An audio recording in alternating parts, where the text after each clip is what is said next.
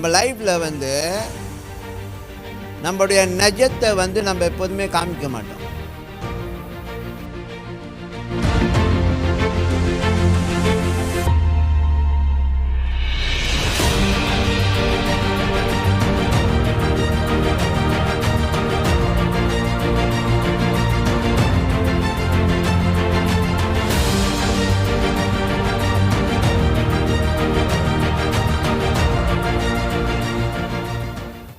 நம்ம லைஃப்பில்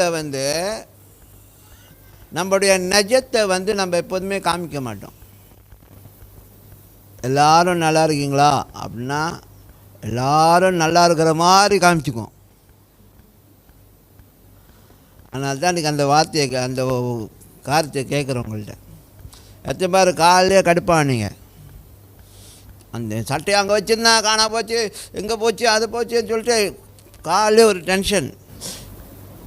எந்திரிங்க கிளம்புங்க, சேர்ச்சுக்கு போனோம் அப்படின்னு சொல்லி எத்தனை அம்மாமாருங்க சத்தம் போட்டிங்க பிள்ளைங்கள்ட்ட. ஒரு தடவை எழுப்பிட்டு அப்புறம் போய் மறு தடவை எழுப்பிட்டு இருக்கா,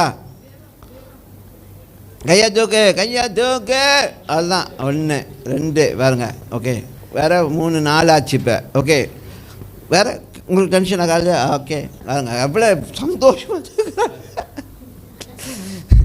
கை தூங்க. யாருமே காலையிலே சத்தம் போடலையா?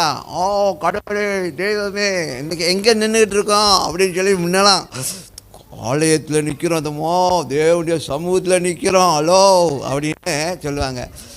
ஆனால் தேவன் நம்மளை எக்ஸ்ப்ரெஸ் பண்ணுறதுக்கு இடம் கொடுத்துருக்கிறாரு. ஹலோ, நம்ம பேசுகிறதுக்கு நம்மளுடைய கடுப்பை காமிக்கிறதுக்கு தேவன் நமக்கு என்ன கொடுத்துருக்காரு? அந்த வாய்ப்பை கொடுத்துருக்காரு, உரிமையை கொடுத்துருக்கிறாரு.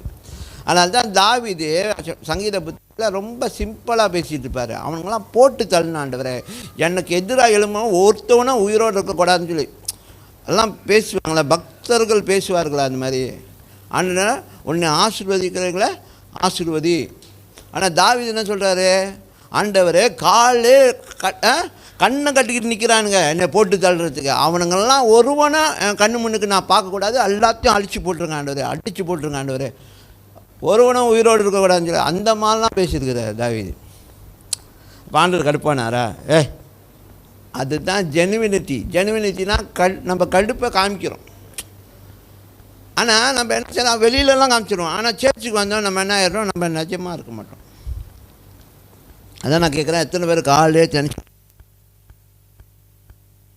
வாக்குவாதம், காலையே சில மோதல், உரசல் எல்லாம் வீட்டில் நடக்கும். ஏமேன் நம்ம கூடி வந்திருக்கிறோன்னா இந்த இடத்துல என்னது சுகம் உண்டாகிறதுக்காக, நன்மையான காரியங்கள் உண்டாகிறதுக்காக. அல்லேலூயா. எல்லாம் நல்லா இருக்கீங்களா? விசுவாச அறிக்கை பாஸ்டர் இருந்தாலும் நாங்கள் நல்லா இருக்கும்னு சொல்லி விசுவாச அறிக்கை. ஆமாம், அப்படி இல்லை. ஓகே, அவரும்